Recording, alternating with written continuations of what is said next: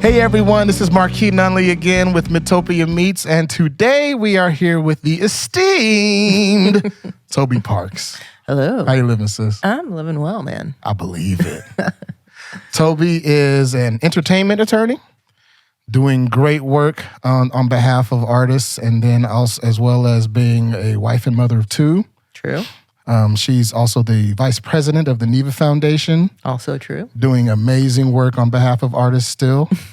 She is the owner and artistic director of XBK, which is a venue in Des Moines, Iowa. Yeah. Yes. I almost went the other direction to Idaho because I was there earlier. It happens. It's all the states with too many vowels in them. So. There we go.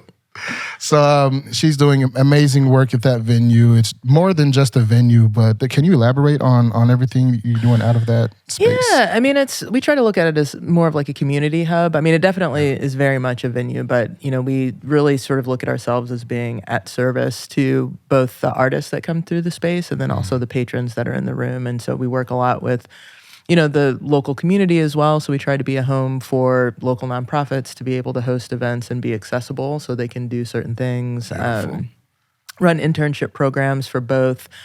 We do a lot with Drake University as well as doing things with the NIVA Foundation and their venue operations experience program, VOX. Nice. So yeah, we try to make it a learning laboratory as much as it is an entertainment space. I love that, learning laboratory. Yeah, we try. Clever. She's also a bassist. I You am. play any other instruments, or just? I play them all. Like I started really as a guitarist and then was sort of forced in a situation of playing bass, and then I fell in love. Sounds familiar. Yeah. Yep. But I play a little bit of everything to be dangerous, but guitar and bass are my main things. You've played in multiple bands. You've done session work for, I saw Margaret Tro on there. Cyndi Lauper. Yeah. Work. Holler at the bassist. Foundational. I've listened to some of that work. The skill is there. Oh, awesome. Well, thanks. The talent is, the technique is there. No, she's thumping. Last year, there was part of one of the issues that bubbled up was junk fees and ticketing prices. Yes. And in my research on you, I happened to see a picture of you sitting next to the POTUS. True enough. Discussing junk fee ticketing prices. Yeah, it was. It's part of NIVA, the National Independent Venue Association, part of our campaign around doing ticketing reform. And one of the things that it's really sort of, it's a bit of a misnomer in sort of the ticketing space. The entire event was about sort of general junk fees. So it's related to, when you go to a hotel or like Airbnb and then suddenly it's like, oh, it's a, $200 to rent this room and then you get to check out and it's like $400 a night, Right. This fee and that fee and this fee. Yeah. And I think that in terms of like the ticketing space, we try to get a little bit nuanced there because we don't necessarily look at them as junk fees so much as it's, ticketing is different than, when you have an additional fee that is, just related to your credit card fee and you're late on a payment or something, and then they tack on a fee. Like all of the fees in the ticketing space actually do serve a purpose, particularly in the independent venue realm where we're not like the big multinational conglomerates that own our own ticketing companies. Right. So we have to contract with outside third parties and they have to get paid somehow. And then, there's facilities and maintenance fees that go into the actual venue. Certainly. And so all of those things. So we try not to call the things that are related to tickets junk fees, but really what that event was about was, in relation More to like ticketing. hidden fees. Well, yeah, it's more like all-in pricing. So it's, so you're not duping the consumer. So when you go in, like if you go to buy a ticket, and, the face value of the ticket is $25, and at the end of it, you finally get to the end result, and you're like, why am I paying $50 for a $25 ticket? Well, what we were trying to do in that event was talk about all-in pricing and where we can, try to be more transparent with the consumer, and whether that's saying that the cost of the ticket is going to be this up front, so you're not surprised when you get to check out. And then, there's some nuances around, and part of our legislation is trying to address that in the coalition that we're working with, is how to really identify what those fees are. So there's one school of thought that says, this is the fee, consumer accept it for what it is. And then there are artists, on the other hand, who want those fees identified. So like, at what point, so because I mean, as an artist, they want to know like, listen, my fans, I'm only charging you $25. I'm not charging you at the end of the day this, right. you know. I'm not going to bear the brunt of that fury. Right, exactly. And so they really want this itemization, which I also think is important. That's awesome. You know, as long as the consumer knows up front that, this is what the cost of the ticket is. When you click on it and you open it up and here it is from beginning to end and it stays sort of the same price throughout the checkout process, then I think that's fair and transparent. So that's really what we're talking about. Yeah. That's awesome. Yeah. That is amazing. It's so funny. That's a problem that I wouldn't even think was something that, I mean, it's something that needs addressing, but I wouldn't even conceive of, hey, how do we actually fight this? Right. Well, and it's you're on the front line. It's interesting because it's like, everything really does look different, I think, in the independent venue realm than it does with the big multinational corporations like the Live Nation and AEGs. And it's so funny because I was in this panel and it was, the head guy at Live Nation and the head guy at SeatGeek and like all these, and then it's like CEO of XBK. And it's like, what? With these multi-conglomerate. Yeah. Okay. But I think the importance of having independents represented in that conversation is really that, the fees in our world look a lot different, Absolutely. And, with the multinationals, it's, typically when you look at additional fees that are on an independent ticket reseller, we're usually, if anything, it floats around maybe 10% of what the face value of the ticket is. Okay. And with, the Live Nation and AEGs, like they're the ones that you have like a lot of these exorbitant sort of transactional things. And I'm sure that, they may all be valid. Like I'm not coming at them for, what it is, but it's more in the sense of when you're buying a ticket to a Live Nation show that you go in and it's like, okay, well, I'm going to pay $50 for a ticket and at the end of checkout, you're paying $80. That takes a little bit more of a hit to the pocketbook than when you're, paying $25 for a ticket and at the end result, it's $30, Right. So anyway, that's kind of like the basis of that. And really, it was sort of the beginning point of us talking about comprehensive ticketing reform. So not only looking at things like the fees and looking at, sort of the all-in pricing piece and the itemization, but also looking at predatory ticketing practices. So when you go and, you go to certain websites and you think that you're buying a ticket, but you're buying a fake ticket. Right. Or they're using venue or artist IP to sell a ticket. So instead of buying tickets at, xbklive.com, which is the website of the venue where they're, where we're the primary ticket seller, right. A broker may create a website that's xbklive.tickets.com. And suddenly, the consumer thinks that they're buying from me, but really they're buying from a third-party broker who's jacked up the cost of the ticket. Wow. And the venue and the artist aren't getting any of that upsell, right? So it's, and so those are the things that we're really trying to sort of, put the squash on.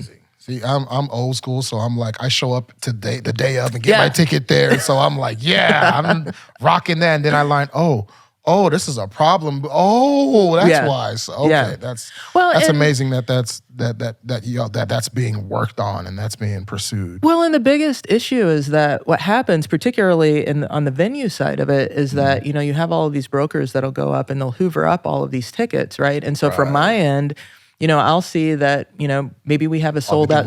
Yeah, we have a sold out show. So we staff up and we bring in a full staff that night. We, and the venue generally. Oh, wow. I didn't even think about that. Yeah. Holy crap. That's. Yeah. And so, and then it's like 50% of the people end up showing up because the brokers are selling the tickets for 2 to 3 times the cost of what they paid them. And so one, we're overpaying staff. 2, half the audience has showed up and we're thinking that we're going to have a sold out show. And for the venue, we make money off the concessions. We're not making money necessarily off the tickets. Right. So when you're expecting, a sold out show and you only have a half sold show, well, then you're losing out on money. And then all of a sudden you have a broker who has, made a killing off of it. And so like, even if they're buying maybe, 100 tickets off of you for, $25 a piece. So it's $2,500, but then they're marking them up maybe to $100 a piece. So then suddenly they have to sell 25 of those 100 tickets they bought from you, and they've already made their money back. And so they don't care if they sell all of them. That's crazy. Yeah, it's insane. And they have no skin in the game. So it's like if the show takes, at this point, they've hoovered up all the tickets. So for us, the show's tanked because they have all the tickets. We have a guarantee that we have to pay to the band. We're not making any money off the bar. The band's not making any money off the merchandise. And so everybody loses. It's a lose-lose. And the broker is the only one that wins. Wow. Okay. Well, So there you have it. so these are the issues, folks. Folks are dealing with on your behalf. Thank you for that. Yeah. Especially for someone like me who's, I'm 39, so I'm older school with how I purchase tickets, how I look at purchasing tickets. And so understanding that how this issue has developed and that gives me a very clear picture of what's needing to happen. Yeah, well, it's crazy. Like this morning, I was just talking with an artist manager, and he had, it's a very large artist, and his artist was going up with her tour today, and the pre-sale tickets for all of the fan clubs and like the credit card sales and like all that kind of stuff were going up today. Before those even went on sale, I went to one of the sort of well-known broker sites. We're already selling tickets. There are no tickets available. No tickets available. Yeah, selling them for $2,000 a pop. And I sent him the screenshot, and I was like, this is exactly what we're trying to fight. And they went through a whole process when trying to put the tickets up on sale, that they have a limitation that even when you go in the pre-sale portal, it'll say like, we're only doing face value transfers. We're doing delayed delivery of the ticket. So, the consumer won't even actually get the ticket in their possession until like 2 weeks before the event happens. But yet these brokers have already figured out a way to like scam the consumer. All right. We know where that battle is at now. Now, as an attorney, entertainment attorney specifically, performing rights organizations. Yes. I've had my own confusion about that personally as a musician. So I would love to gain some understanding from you about exactly what is the performing rights organization and what is its benefit to an artist? So I'm going to try not to go down the rabbit hole of copyright stuff because I'm a big copyright nerd. Oh, we'll get there. But just to kind of, because I know this is supposed to be a little educational too. Sorry, I'm going to put my coffee over here. But we look at copyright as sort of a bundle of rights, right? And under the copyright umbrella, there, you have the right to copy, you have the right to reproduce, you have the right to make derivative works, and then you have the right to public performance. And so all of those things are exclusive rights that live under the bundle of copyrights. And so what the public performance organizations do is that they administer the public performance rights for the underlying compositions in sound recordings, right? Gotcha. Or it's not even just sound recordings. They represent the compositions when they're performed publicly. So meaning, it's not when you're, hanging out with your headphones in and you're listening to something. It's when you're at a, baseball stadium and you're hearing music over the air, like you're in a music venue and, there's 2,500 people listening to the same song. It's like these types of public performances. And what they do is all of these public performance sort of entities, they pay licenses or they pay for royalties and licenses to the public performance societies. And in the United States, the primary ones are ASCAP, BMI, CSAC, and GMR. Now, on its face, like what they're doing is... I haven't even heard of GMR. Yeah, they came along in 2015, so it's a relatively new one. Yeah. And, it's complicated because, how are you able to administer all of these rights in a way that, they call it sort of as a blanket umbrella called general licensing. So it's, there's the world of sort of mechanical licensing where if you go and you make a record and you reproduce a album, you would have to get a mechanical license for each one of the underlying compositions that are on the album, right? Certainly. So, and you would go specifically to the individual music publishing entity and you would take out that license. Well, that's pretty easy when you're looking at sort of a defined box, right? Sure.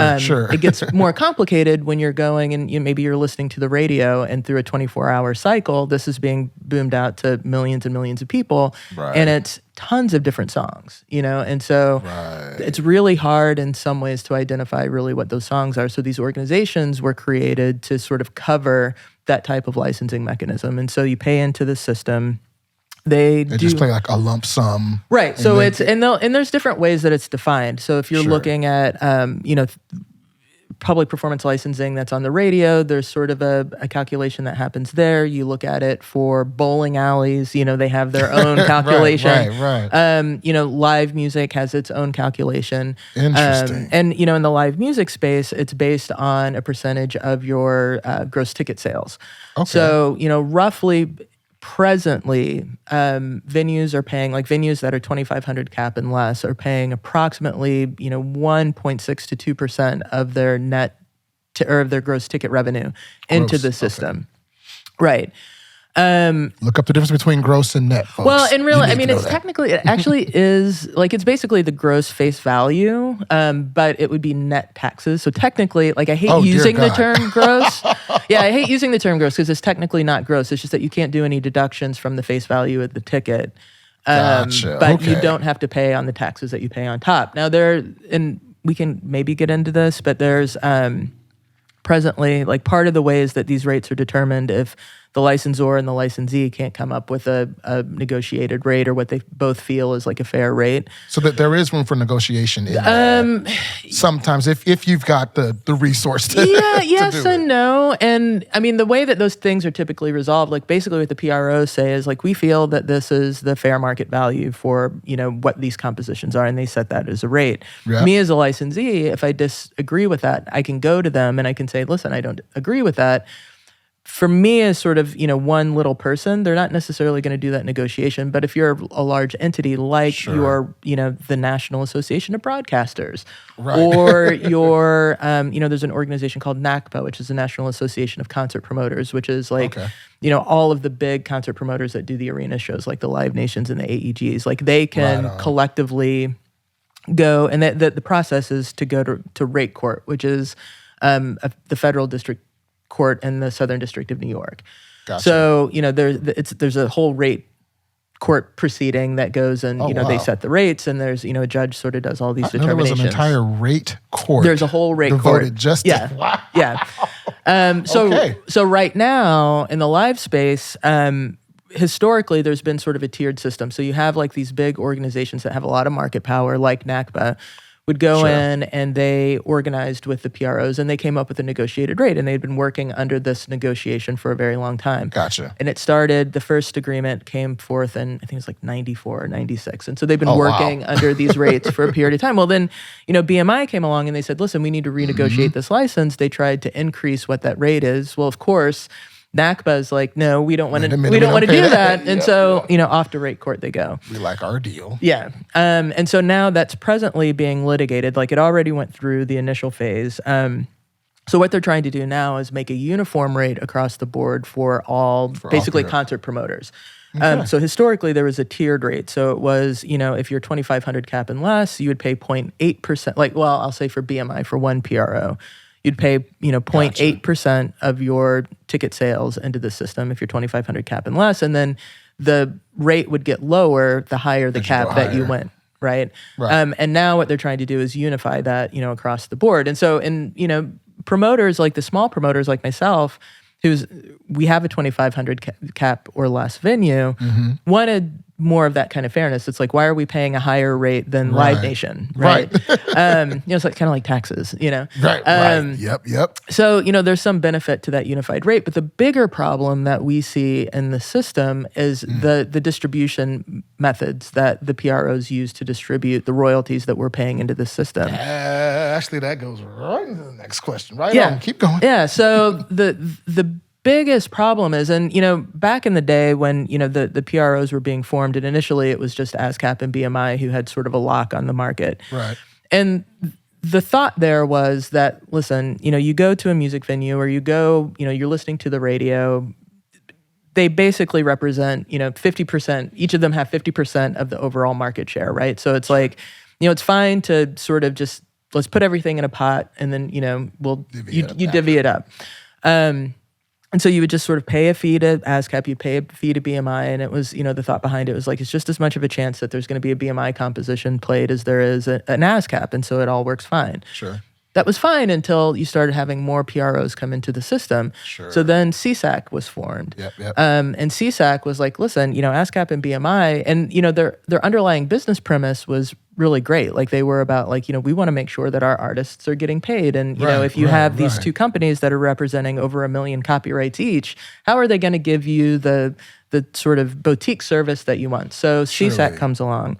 Now, keep in mind, ASCAP and BMI are governed under federal consent decrees. So they have to go through this rate court proceeding if they want to change the rates, if they want to do all of these other things. Okay. CSAC is a private company, and they're not under the consent decree. So CSAC can set its rate at whatever they want, and if the licensee doesn't agree with it or they can't come to a negotiation, well, it is just whatever CSAC tells you that you're going to pay, or else you are infringing on copyrights. Now, the difference is like I said, between ASCAP and BMI, they represent approximately 3 million copyrights between the two of them. I believe it. CSAC has about 50,000 copyrights.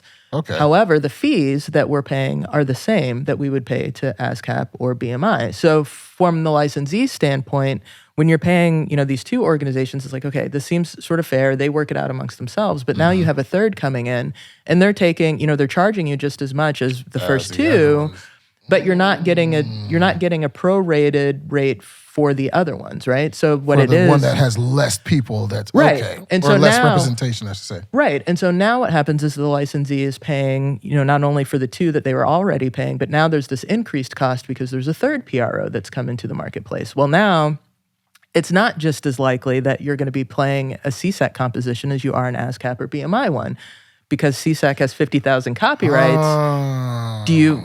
Is it when you have the local band who's playing? Like, are they, they're not necessarily the concierge writer that is going to get that sort of, white glove service, right? So then, like I said, in 2015, GMR comes along. So again, our rates that we were paying to CSAC, ASCAP, and BMI didn't get reduced. We just got an additional fee that was bumped up on top to cover. Instead of them having to split what was being formerly paid. Right. And so GMR also has about 50,000 copyrights, but they're charging us the same as the organizations that are, that have millions. Right. So, and now there are other P.R.Os that are coming into the marketplace. Like there's an organization called Alltrack. There's another one that's called P.R.O Music Rights. There's a couple of other different kinds of things that are kind of bubbling up. And now we have things like private equity that are getting into the copyright space and, scooping up copyright. So we anticipate that there's going to be more P.R.Os that are coming into the market. Interesting. All this to say is now we're in a situation where, historically for the past 50 years, it was, again, primarily ASCAP and BMI, and it was, it's going to be one or the other, so, we're all fine. But there was never really data to make a determination as to what songs are being played. And so now that's why we're sort of in this convoluted system in the United States that now we have these 4 major P.R.Os. There's no way to really identify the works. And so they have to figure out some way to pay out all of these royalties. And what they end up doing is using proxy data. So they'll use, so they'll use data like from the top 300 tours, right? I was going to say that sounds like the Spotify payout system. Similar, yeah. And so they'll use like the top 300 tours, or they'll use something like radio airplay to pay out the royalties that have gone into the system, where you, who's like like you're here and like you're, working in clubs, you're touring around. But you may not be sharing in that because you're not played on the radio regularly and you're not on the 300 tour. So like this money that you're going and you're playing, if you're a singer-songwriter and you're going, you write your own material, you're going and playing into a club, that club is paying into the system. Unless you make some very specific steps, you're never getting that money. Taylor Swift's getting that money. Right? Well, not specifically Taylor Swift, but all of the top, larger artists, the song, so it's really disadvantaging kind of the working class songwriter. Highly disadvantaging. Yeah. And so, and then the other part of it that's really frustrating is because we're paying all 4 P.R.Os for every performance. So like I said, like with, currently right now, and this may change with the current rate court proceeding that's happening between NACBA and BMI, but presently, like I said, venues at 2,500 cap and less are paying approximately, 1.6 to 2% of their ticket revenue into the system. Well, there might be a circumstance where, say, you're a singer-songwriter and maybe you're only affiliated with ASCAP. I don't know who you're affiliated with. You're ASCAP. Okay, so you go in and you're just playing your own songs. You're ASCAP only. Why is it then that me as the venue owner, not only am I paying ASCAP, but I'm also paying BMI, CSAC, and GMR, and that's money that you're not getting. Any of their nothing. songs. And so that goes into this black box. Now, if you do certain things, you make certain steps, and you go to ASCAP and say, hey, I played this show at XPK on this night. These are the songs that I played. Give me my royalties. Well, they'll give you the royalties that you're due. But again, we're paying 0.8% to BMI, 0.8% to ASCAP. So blah, blah, blah, blah, blah. Of that 2% that we're paying into it, you're only getting a portion of 0.8%. So all the other, so the other P.R.Os are making more money, Way really. more, yeah, like for nothing. Than you. Yeah, for nothing. For nothing. And so one of the things that I am on, a bit of a tirade about is, we live in a technologically heavy society. Extremely. There is no reason at a live performance that we can't identify the works that are being played at a show. It's like you walk into Shazam it. Yeah. Well, and I'm sure that like you walk into a club and it's like, oh, Rudy would write down like, here's the set list we're playing tonight. Probably hands it to someone at the club. Hey, can you guys make 5 copies of this for everybody on the stage? It's like, it's very defined. It is incredibly defined. We know what it is. And so what we're working on through, there's a handful of us at NIVA that are working on a project that would create where venues and artists could work together and create a set list aggregator where we can work together to deliver that set list data to the P.R.Os so the working class writers that are playing in our rooms can actually get paid what they're due. That is awesome. Yeah. And, and there's a long-term process to this. I mean, it's still in the same... Oh, yeah, it's long game. Yeah, and there's still going to be the black box and there's still going to be the things. But the problem is that so many songwriters don't even understand like how the P.R.Os work. And like, they know they need to affiliate. They don't know why. They don't know, and it's like... That's exactly it. Yeah, and it's... Because I didn't, even when I signed up, I literally said, okay, what are my top 20 favorite artists and where are they with? Right. And they were, and about 16 of them were with ASCAP. So I was like, oh, I'm going with ASCAP. Yeah. Don't know why or how, but that's what I'm going to do. Well, and then there's also the follow through of... Collect them. Yeah, well, and you have to submit all of your songs, so you have to actually input all of that data in there. Yep. If you have co-writers, then you have to have, and I mean, I am going to break the third wall. If you co-write with somebody, please sit down and have a songwriter agreement to determine who wrote what. Please. So when you go and you submit it, because you can get in these situations like, okay, if you write your own material, you can go in and say, I wrote the song "I Love You" and here it is, and this is under my account. But it's like if you and I write a song together, then we have to determine, did I write 50% and you write 50%, or did you write 75 and I do 25? Yep. And then what happens if you report that you wrote 75 and I report to, because I'm with BMI, I report to BMI that I wrote 50%. Well, suddenly you have a dispute, right? And so then nothing can be paid at all until that dispute is resolved, So anyway, I digress. The whole point is that, when you affiliate with a P.R.O, there's still a lot more steps you have to go through before you can even start to get paid on the works that you've written. The next step to that is if you're a live performer, is that you actually have to go and submit a set list. Do you know how to submit a set list through ASCAP? I do not. I have Most no idea. people don't. Not nearly a clue. Yeah, and so all of the P.R.Os have their own sort of set list entry protocol. ASCAP has something called the ASCAP on stage. BMI has something called BMI Live. And basically you would go in and you say, hey, I played at the Wave this weekend on this date. These are all the songs that we played, and then you submit it. But the problem is it's a very cumbersome process. And, they don't, I think they're doing their best. They have to make sure. Right. They can't have someone that signs up and says, I played here and performed here, and they did not play or perform that places. So they've got to have some type of bureaucracy, redundancy in play to make sure that people aren't gaming the system that horribly. And there's that. And then the other part is like really they kind of promote it to their members, but they really don't, because there's an advantage to them in some ways of keeping that black box money just sort of sitting there, and because they end up using it, and not for any, like, this comes off as being really negative to the P.R.Os. Into the business. Yeah, and I'm not like trying to be else. negative. I think that the task that they've been given is pretty gargantuan, and they have to figure out a way, like they're processing billions of dollars of royalties, and they have to figure out a way to get it out the door. And to their credit, they do push a lot of royalties out. Now, is it going to the right creators? No. But they are getting that money pushed out the door. And it's a hard thing. Like, you imagine, just in Wichita, think about all of the local artists that are affiliated with the P.R.O that are just playing in clubs around town. Yeah. Imagine if all of those folks were submitting their set lists every night to the P.R.Os to do this processing. Like, that's a huge administrative burden. Yeah. So what we're trying to do is sort of ease this burden. We're creating a aggregator, and basically we would deliver all of these set lists to all of the P.R.Os every night of the performance. And then, it's incumbent then on the P.R.Os to to do that distribution. Now, whether they can do that, we don't know. That's yet to be seen. Working that part. But at least we can get the data to them. And I think that that's part of the problem is when you have working creators who are really just, I call them like the road dogs, the folks that are, they make most of their money, they write their own material, they're on the road, most months out of the year. They're playing everything from festivals to bars. And maybe they don't have like the big team behind them that can go, they don't have the music publisher that will go and look at all the shows and do this data entry for the set list stuff, or they don't have the manager or the business manager or whatever, like all of the big, more substantial artists do. It just doesn't get done. And the other problem is that when they act, like even if you do go and submit the set list, you have to do it for every single performance and you have to create it new every time. So every day, like, say, even if you're doing a 30-date run, like to sit there and type in every single set list manually for those 30 shows. And what if you and I are writing together? So not only do you have to do it for ASCAP, I have to do it for BMI.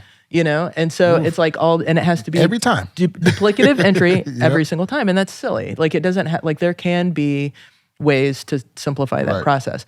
The other part is like when you do submit that set list data, it takes at least 3 to 4 payment cycles for them to actually process it. So so they get you'll play the wave, and even if you go in and you submit your set list, you're not going to see that money for probably another year and a half. Because like by the time they get processing it, they have to process it. It has to go through, they have to wait for the quarterly report to match it up with what the venue does. So the venues have to report something too. So it's like this. So they have to, so it's just you have to kind of have faith for a good 2 years. Right. And then so it's like by the time you actually see the money, it's like, was it really worth it that I spent 2 hours inputting 30 dates with all of these things, and it ends up coming out to being a few $100, which is great, but like it's also that's a lot of you're on to your fourth tour already.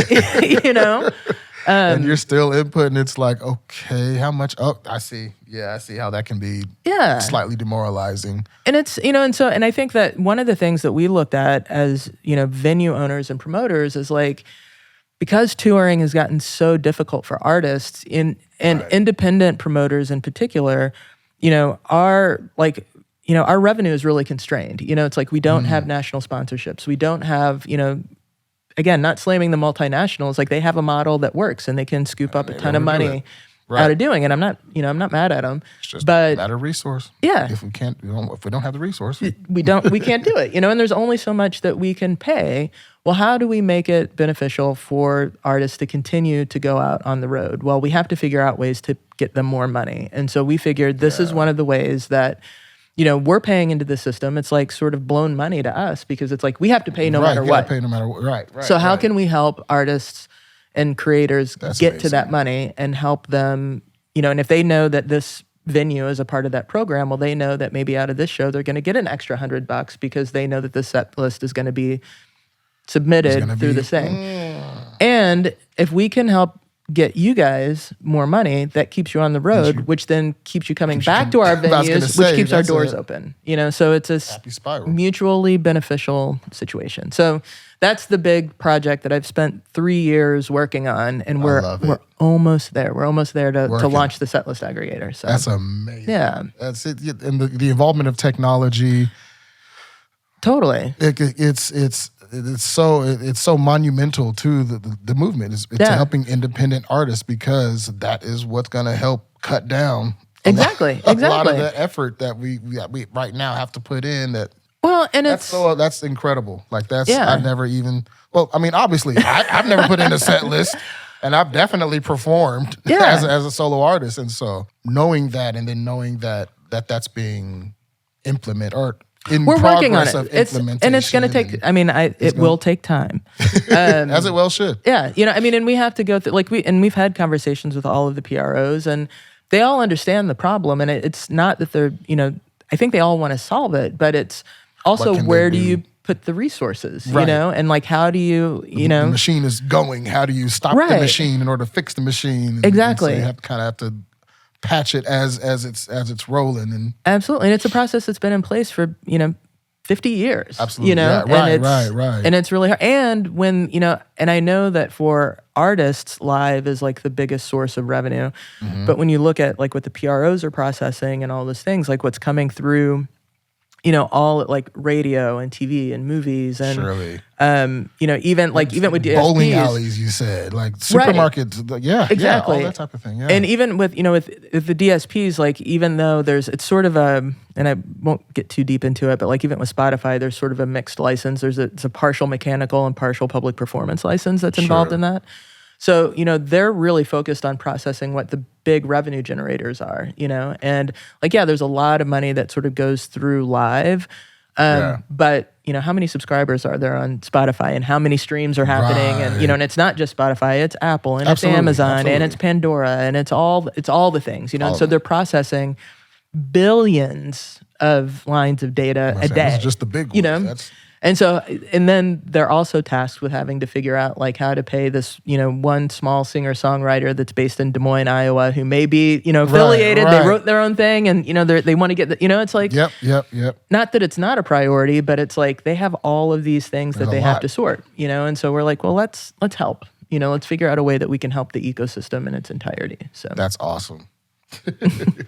See, and then I had basic questions. How do you need a terrestrial bank account for this anymore? Like, and that's where that's as far as my old technology head goes.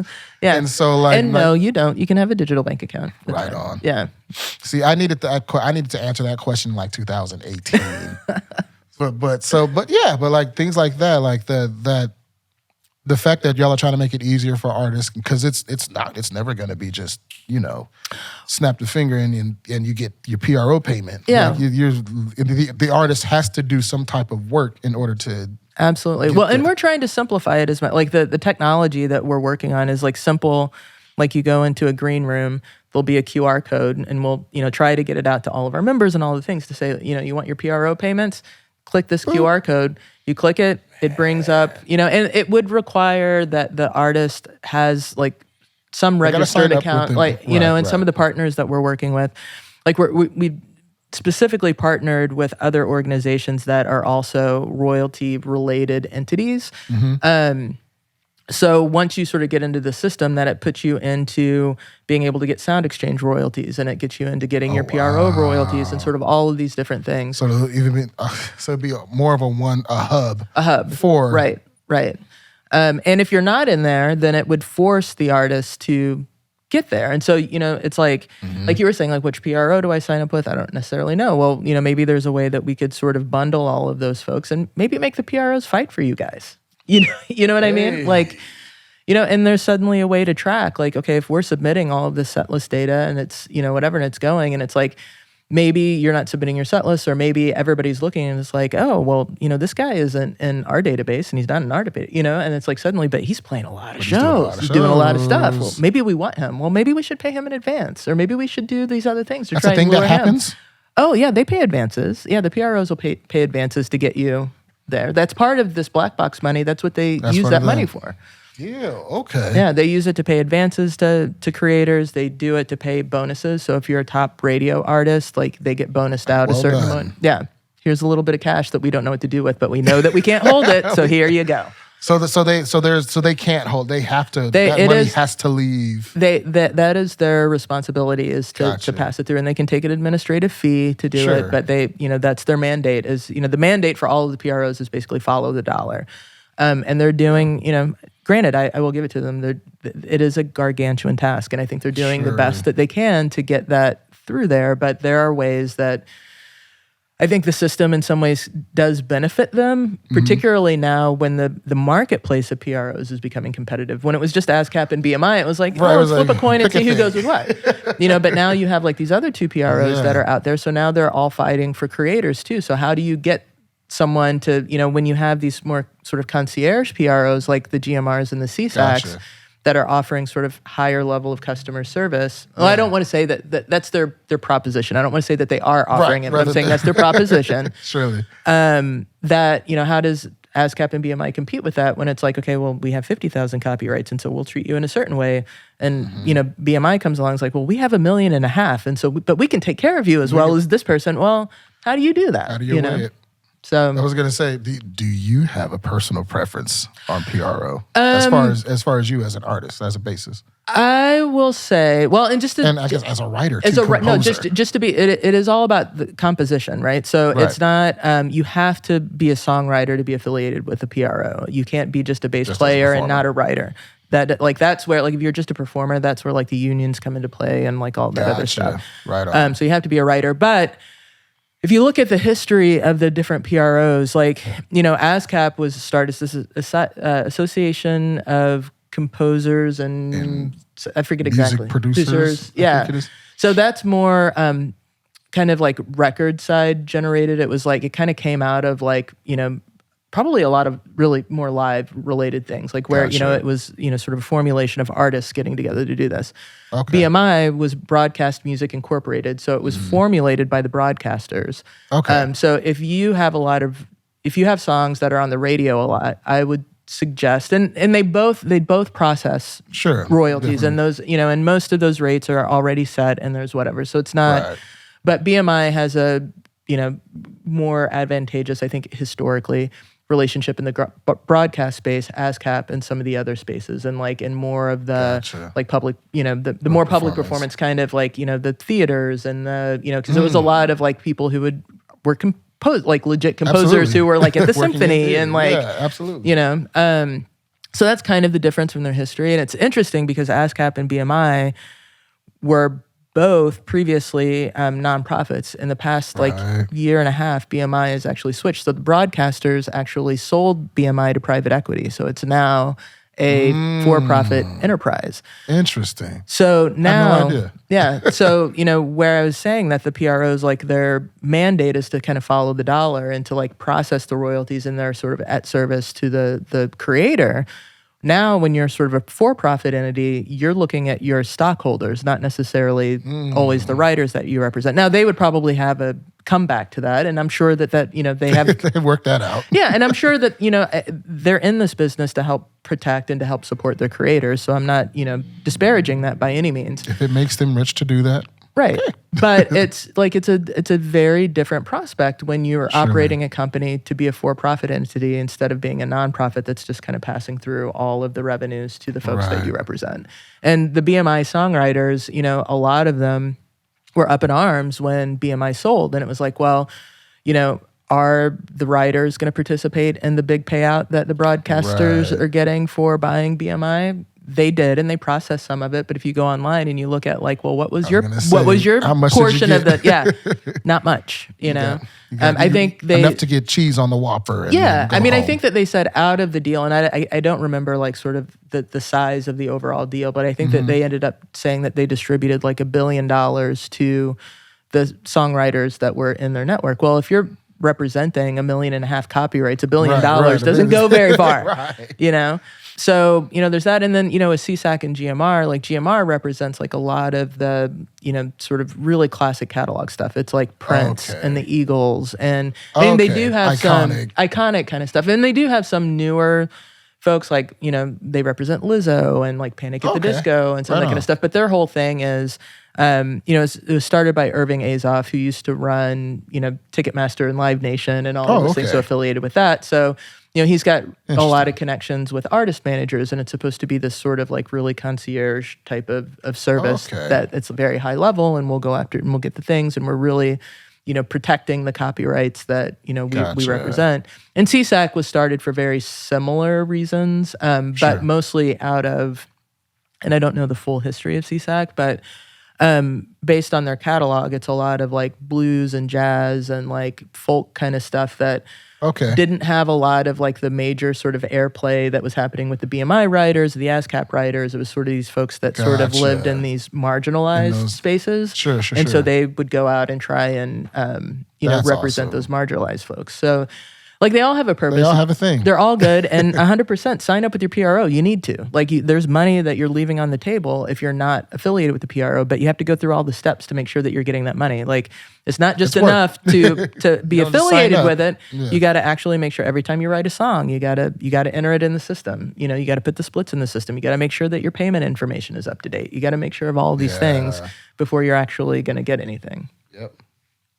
That was a lot of words. I'm sorry. That was awesome. That's what I need out of like, because for me, honestly, in my own journey, like breaking down just those mysterious things of where does that money go? Do they keep that money? Right. It's like not knowing if it's a for profit or not for profit. Like, right. Like all of that, and then understanding that, you know, it's not just you sign up and then money just comes you to call someone and say, yeah. hey, sign the check over. You actually, there's more. There's always more. There's always more to do in order to participate in that payout. Yeah, and I'll also say if there are artists that aren't affiliated with Sound Exchange, now there's a difference. So Sound Exchange is, they're a performing rights society, but they represent sound recordings. And this gets into like a little bit of a nuanced thing, but in the United States, there's not a performance right for sound recordings except for internet radio and satellite radio, like digital exploitations, because, you know, there was a treaty that was signed way back when around the world, and everybody else participated in it except for the United States. They didn't sign it. And then when the Digital Millennial Copyright Act came along, then they carved out this public performance right in the digital space. So what Sound Exchange does is that they, you know, if you are played on Pandora and you're an artist, so say you don't write your own music, like maybe, you know, I write all of your music for you, but your album is being played on Pandora, Sound Exchange gets you a royalty as an artist for your sound recording. Yeah. So, and it's, you know, they came along in the, like right after the, I always forget the acronym, Digital Millennial Copyright Act, so DMCA, right after that was passed in like the mid-90s. And so they've been formulating, but it's amazing that so many artists still don't know that they exist. And there's, on top of that. So they have a whole team of people that they go out to all these conferences, they go to all these things and try to get people to understand that they exist, so you can get those royalties. Sound Exchange exists. Yeah, Sound Exchange. And they're doing things for you. Yeah, so go register. And, you know, and in that instance, it's like if you're a recording artist, you go and, you know, you submit yourself as an artist. You submit like all of the tracks that you've recorded, and you put it under this thing. And, you know, a lot of times if you're affiliated with a large record label, and I think Midtopia is affiliated with them as well. So it's like it's probably already getting submitted. So, you know, that is already happening. And so you should get progress. But the interesting thing about Sound Exchange too is that they also pay other creators. So, you know, if you're a producer, they would also get, you know, there's also a public performance royalty for the producer that would be due. So they'll break it out and they'll pay. So like say you're signed to a record label and you have an exclusive recording agreement with the record label, and the record label has an interest in this too. So they'll pay the label directly, they'll pay the artist themselves directly, they'll pay the producer, and then if they're like guest artists and other things, they'll pay all of those people too. So it's sometimes, you know, often sort of forgotten about entity, but it's definitely really important to make sure that you're getting those royalties too. Very much so. Yeah. You've answered all my questions. I don't have nothing else. I know. I feel like they're like, yeah, let's just make this a conversation, and I just sat here and talked at you for an hour. Oh no! Like I purposefully try to get questions that make the guests just go in, because I thirst for knowledge, and so when there's someone that knows light years more about a thing, I'm like, green light. Yeah. Well, I should come back. We should talk about things like YouTube and some of these other things about how people are missing out on royalties in other places as well. Oh, this is going to be part one. Yeah, part one. Part one. Well, thank you so much, Tobi, for coming through. Man. That was incredible information. I'm happy for y'all, but I'm like, in my head, I'm like, yep, I'm going to do that when I leave. I'm going to do that when I leave. Yep, and all of that too. So thank you so much. I appreciate it. Yeah, no problem, man. Thanks for having me. Absolutely.